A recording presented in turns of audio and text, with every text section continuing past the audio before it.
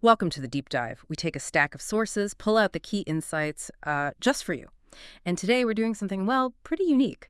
We're looking at how specific drinks can actually symbolize, maybe even embody, a subpersonality. We're focusing on one we're calling Kelly. Now, if you're new to subpersonalities, just think of Kelly as a distinct part of someone's inner world, with her own traits, her own way of being. So, our mission today, unpack 3 different drinks: gin, tea, and saleb. We want to see how each one connects with, reflects different sides of Kelly. Might find some surprising connections here. It's such a fascinating way to look at things, isn't it? Understanding ourselves, culture, through everyday objects. You know, when you really examine something like a drink, not just for taste, but for its deeper meaning, that's where you get those aha moments. It tells you so much about who we are, our world, seeing the big picture in the small things. Absolutely.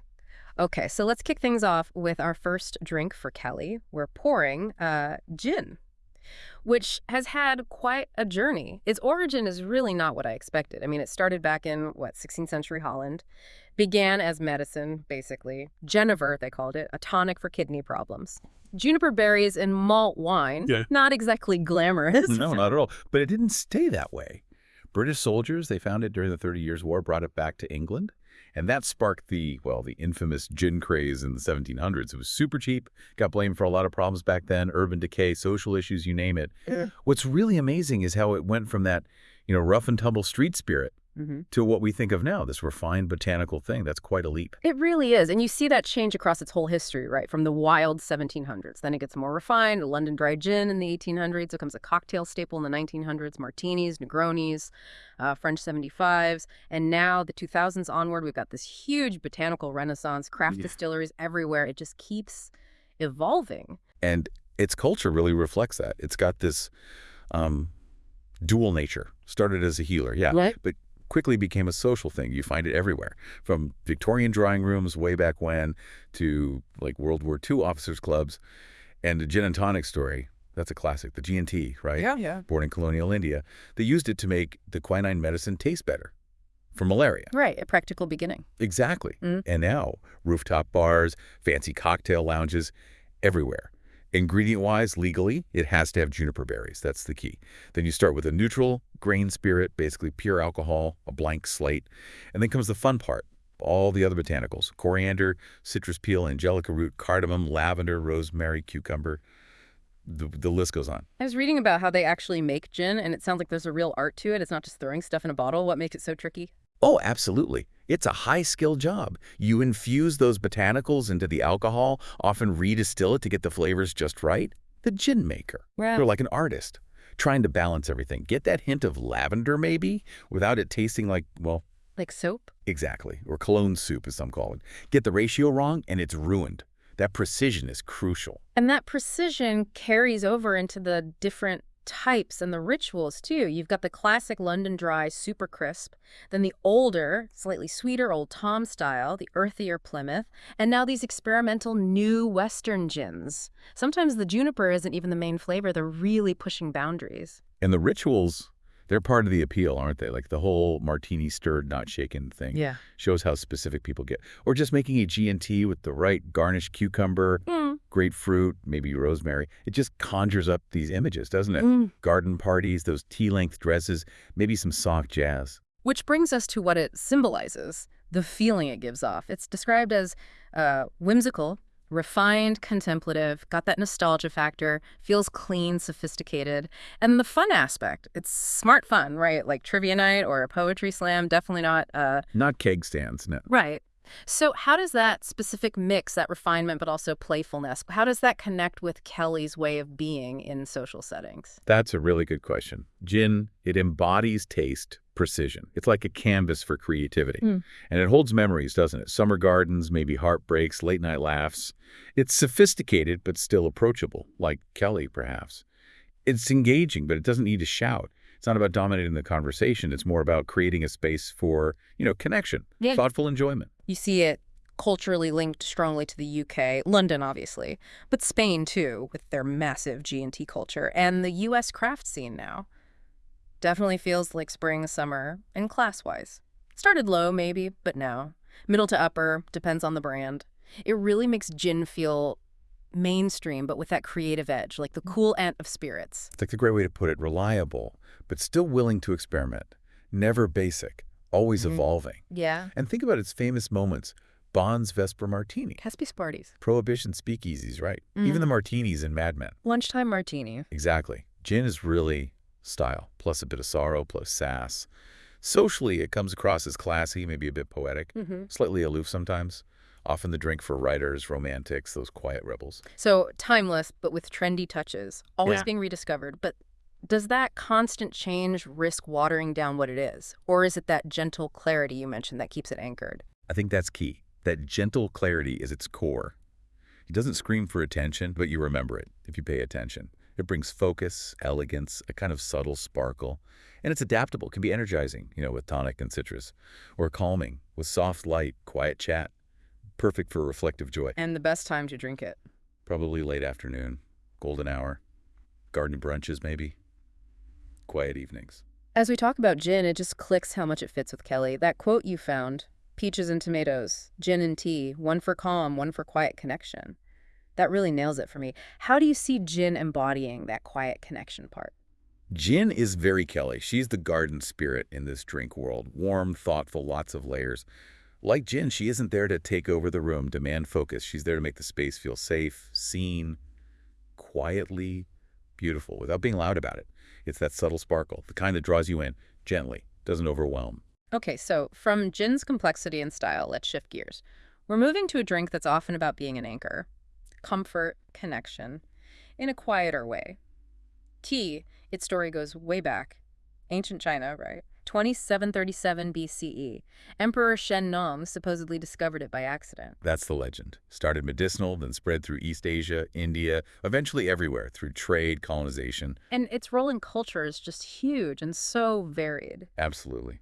In China and Japan, it's deeply spiritual, a ritual. Think of the Japanese tea ceremony, Shenoyu. So precise, meditative, about being present. Then in India, it's more robust, communal, chai stalls everywhere, bringing people together. And Britain, of course, afternoon tea became a symbol of sophistication, class, just routine, a moment of pause. Globally, it really is just universal comfort, isn't it? Hospitality in a cup. Definitely. And it all comes from one plant, Camellia sinensis. The dried leaves give us black, green, white oolong tea. Yeah. And then you have herbal teas, tea tans, chamomile, peppermint. Those aren't technically tea, but we group them in. The way it's prepared, too. It feels slow, patient. You need the right water temperature, steeping time, good leaves. And the rituals vary so much. That precise Japanese ceremony versus, say, bold Indian masala chai or even southern sweet tea in the U.S. So adaptable. Casual, formal, solo, social. For me, the symbolism of tea is really powerful. Comfort, patience, hospitality, that inner balance. It's got strong nostalgic vibes, calming, restorative. Drinking tea is often like hitting pause, a quiet moment in a busy day. Just slow down. And it's such a symbol of empathy, caregiving. Offering someone tea, it's a simple act of care. It says, I'm here for you, without words. Culturally, it's massive. Asia, UK, Middle East, North Africa, everywhere. And you can drink it anytime, hot or cold. And it crosses all social classes, all ages. It feels timeless, wise, understated, not flashy or trendy. Taste-wise, it's incredibly diverse. Earthy, grassy, floral, bitter, spicy, sweet, depends on the type, hot or cold. And the texture is usually light, smooth, never feels heavy or overwhelming, gentle. Makes you aware of your breath, almost. Exactly. And its energy. Mostly calming, though some types, like green tea, can give you a gentle lift. This really taps into Kelly's caregiver energy, I think. Reflective, warm, supportive. She's the one who'd make tea when there's a storm brewing, literally or figuratively, or just listen quietly while someone needs to talk.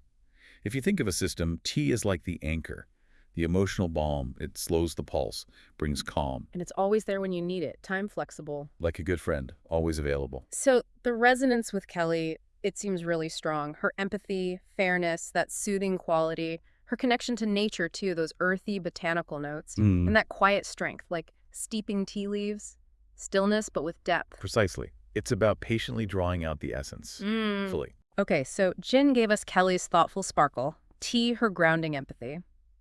Our final drink is salab, truly the hug in a cup, deeply about nurturing tradition.